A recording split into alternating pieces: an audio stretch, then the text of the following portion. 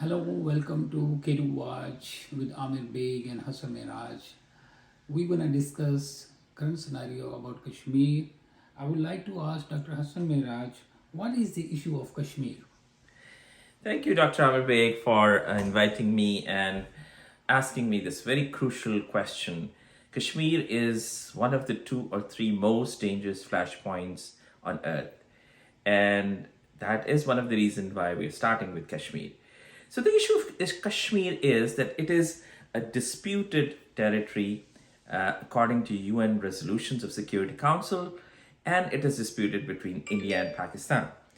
Kashmir is a state which was in 1947 under the rule of a Hindu Raja, but with 85% of the majority of Muslims.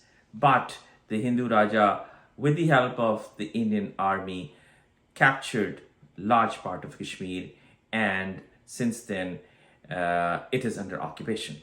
Now, this is till recently, even last few years ago, the UN Security Council had an emergency meeting to discuss the situation in Kashmir. So it's a area which is still to be decided where to go. But the will of the Kashmiri people is being suppressed. The UN resolutions say that there should be a plebiscite, there should be a referendum, and the opinion of the Kashmiri people should be accepted. But unfortunately, the so-called biggest democracy of India is not ready to give any democratic rights to the people of Kashmiris. So this is the issue. So Kashmir remains in a very poor state. And in 2019, India stationed more than 700,000 military troops to crush the freedom movement in Kashmir. So this is brief. This is the issue in Kashmir. Thank you. And another question related to Kashmir issue. Why many YouTubers, Indian YouTubers, portray a distorted and misleading Kashmiri map? So, Dr. Amir, yes, this is unfortunately a very misleading action by the Indian YouTubers. They show the map of Kashmir in which Kashmir is totally shown as a province or a state of India. And that is absolutely untrue. That is absolutely illegal. This Kashmiri region is internationally disputed. UN resolutions show it's disputed, and it should not be shown as included part of India. And this is a disinformation that they are spreading. This is a misleading lie that they are presenting to the world audience, and people don't know. So it is important that we tell the truth. The truth is that the map should not be changed according to the wishes of certain group of people. So if you see a lot of YouTubers from Indian side, they are showing the whole state of Kashmir as part of India, which is absolutely wrong. In the international maps, in the unbiased maps, in UNO maps, if you see the Kashmir is shown as administered by Pakistan and the part administered by India. And that is the right map. And this is very important to let the world audience know what is the correct geographical distribution of Kashmiri land at this point. Oh, thank you, Dr. Hassan Miraj. Why the issue of Kashmir was not resolved at the time of British government in 1947? Yeah, this is a very good question, because if in 1947 this was resolved, then there would not be such a chaos. India and Pakistan had at least two wars based on Kashmir. And now India and Pakistan are nuclear weapon states. And if they fight again, that could be a disaster for the world. So it was not resolved because Kashmir, when the Britishers wanted to leave in 1947, there were many princely states in the Indian subcontinent. And the agreed upon formula was that the princes or the rulers of those princely states will decide whether they want to join Pakistan or India. but according to the wishes of their people, not against the wishes of the people, because everything was done democratically. India and Pakistan were created out of a democratic norm. So those principal states rulers were supposed to decide about the joining of India or Pakistan according to the wishes of their people. But in Kashmir, there was a Hindu Maharaja Harit Singh, and he somehow did not want it to join Pakistan. Although the majority, 85% of the population in Kashmir, it was Muslims, but he did not want it to join there. So he started having backdoor conspiracies with even Britishers and the Indian leaders, including Nehru. And they had a plan in mind how to make sure that the Kashmir goes to India and not to Pakistan against the wishes of people of Kashmir. This was not easy because the people of Kashmir did revolt, and that's what happened in 1948 that resulted in a war between India and Pakistan. Now, one big incident that happened was about the district of Gurdaspur. That is when the Pakistan and India were created and the boundaries were set. The boundaries were set according to the population of the areas, the Muslim populated and the Hindu populated. Now, the Red Cliff Mission, which was supposed to demarcate the boundaries, very, wrongly gave the district of Gurdaspur to India, which was a Muslim populated majority district. And that gave the way of India to Kashmir. Because if that district were not included into India, India had no way to enter into Kashmir. Geographically, no way to enter. But since there was an ill plan, there was a conspiracy. So they made sure that the India gets a corridor of entry into Kashmir.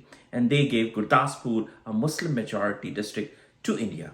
And so India got an access geographically and territorially into Kashmir.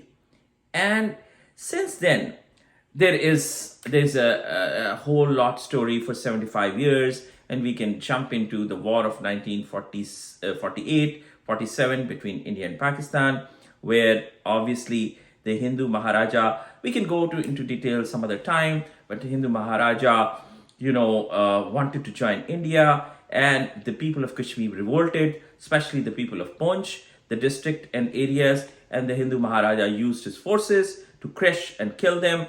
Their brutality rose to the extent where across the frontier, the Muslim tribal people wanted to help their Kashmiri brothers and also to support the democratic rights of the people of Kashmir.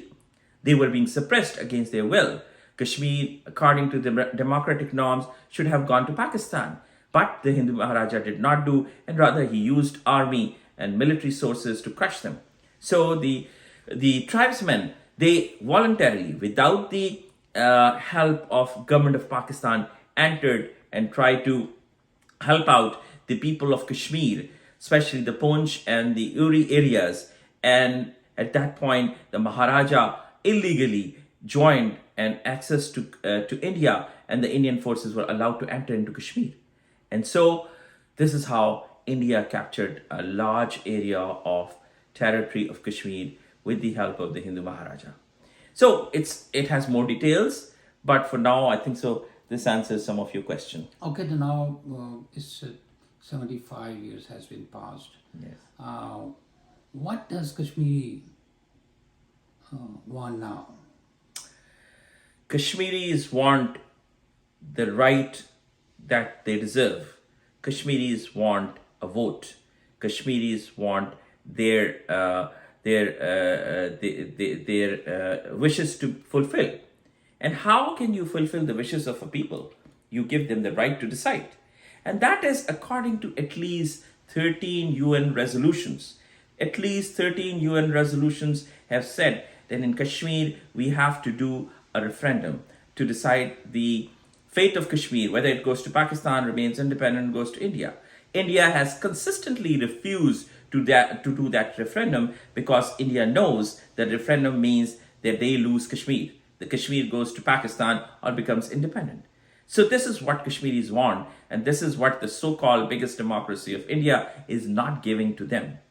And the world should not sit like this, should do something about it. It's about democracy, it's about human rights, it's about will of the people. Okay, so what happened on 22nd September between India and Pakistan? Yeah, that's again related to Kashmir. So in September of 1965, again, since when you suppress the rights of the people, like Kashmiri people, there is always there's always chaos. There's always lack of satisfaction, and again the issue of Kashmir bloomed up, and there was a war between India and Pakistan again because of the Kashmiri dispute. This war was won by Pakistan. This war was won on the battlefield, but lost on the table in the city of Tashkent in Russia. So, according to some resources, reliable resources, Pakistan brought down 103 planes of Indian Air Force, and India claims to bring down 73 aircrafts of Pakistani Air Force. A lot of territory was captured by Pakistan, but unfortunately, some leaders of Pakistan, they gave it away to India back because they could not negotiate fairly on the table when they went to the city of Tashkent in Russia. Okay. Nowadays, we see the situation getting worse between Canada and India. What happened over there? What do you think? What's going to happen? So, by this time, I think so everybody knows the basic details of what happened. The Canadian Prime Minister Justin Trudeau had an emergency, had to make an emergency speech in the Parliament, saying that the Indian government is involved in the murder and assassination of a Canadian citizen whose name was Hardeep Singh, and he was, although from in India, but was a Canadian citizen. And according to the Prime Minister Trudeau, they have very credible and very strong evidence that the Indian diplomats were involved in the assassination. And this is a horrific crime to kill a citizen of a country in their own on their own soil. So this has become a big issue.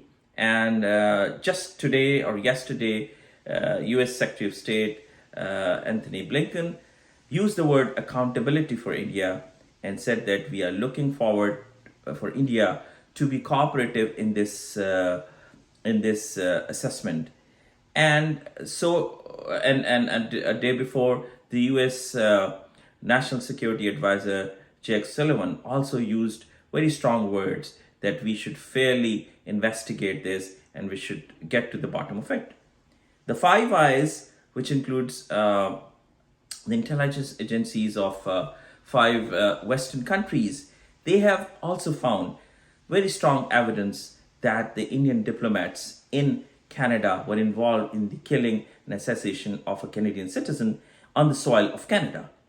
Now, this is terrorism, and this is terrorism by a country on the soil of another country of that country's citizens.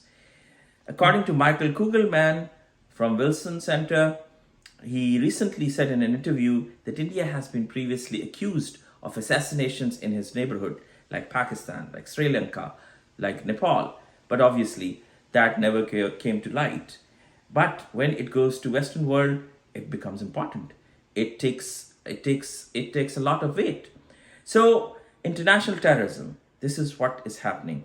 A democratic country like India is never expected to be going to that far. Instead of cooperating, instead of taking the serious note, the Indian side has reacted very badly, and they are actually taking retaliatory actions against Canada, which is unbelievable, which is very surprising. Don't you think it's a cross border like they used to bash Pakistan of this issue, and then it's a cross-border terrorism in Canada. They are doing it by. Yeah, I mean, since Canada is far away, so there are no borders. But yes, terrorism, whether it's cross border, whether it is across border, whether it is overseas, it's terrorism. The Indians, when they do terrorism across the border into Pakistan and Sri Lanka and Nepal, Bangladesh, that's cross border terrorism. But now they have gone overseas. This is overseas terrorism.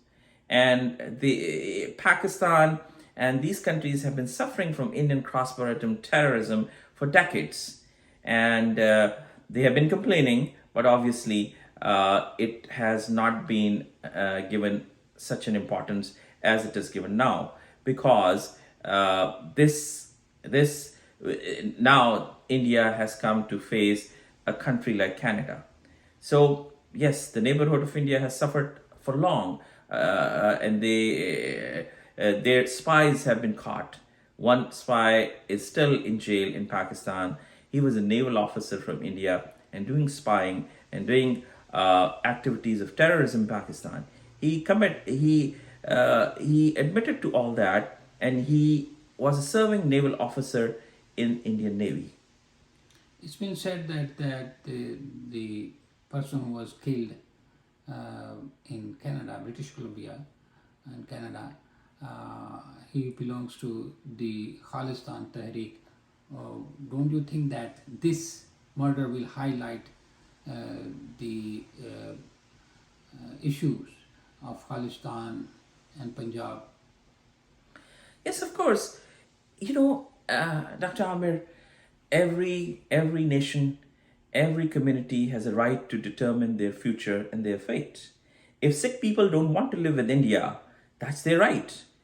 And we know the history, that how the Indian governments have crushed Sikhs. They have been killed in thousands. They destroyed the golden temple of Sikhs, the most holiest place of Sikh, back in 1980s, and the reaction was the killing of Indian Prime Minister Indira Gandhi. So when you suppress people, when you don't give their will, you work against their freedom, this happens. Khalistan is becoming important because the Sikhs know that the Hindu community and Indians, they are not going to give them the rights. And what we are seeing these days in India, how minorities are treated, how Muslims are being harassed, killed, how Christians are being, their churches are being destroyed. The Indian democracy is deteriorating. We all respected India because it was a democratic country. We all respected India because the human rights were not violated. But over the last at least 1 decade, we see what's happening. It is going down. And according to many international pools and research, the human rights are being violated, the minorities are being crushed. And Sikhs are one of the minority. And they are demanding a separate homeland, Khalistan, just like Kashmiris who want separation from India. And just like there are many, Manipura and all those states, there are also smothering freedom fights happening on those states in the eastern portion of India. There are 7 small states. So, and we know what's happening in Manipur, in India. So all those things reflect where India is going. We want India to be a prosperous democracy, but unfortunately, with the current regime in India, it doesn't appear to be so. It's a nationalistic Hindutva nation now. Thank you, Dr. Hassan Miraj. We almost covered the current scenario about Kashmir. Thank you for watching us, and we will come again with another important topic. Please subscribe our channel. Thank you very much. Thank you, Dr. Amir, for talking to me. Thank you so much.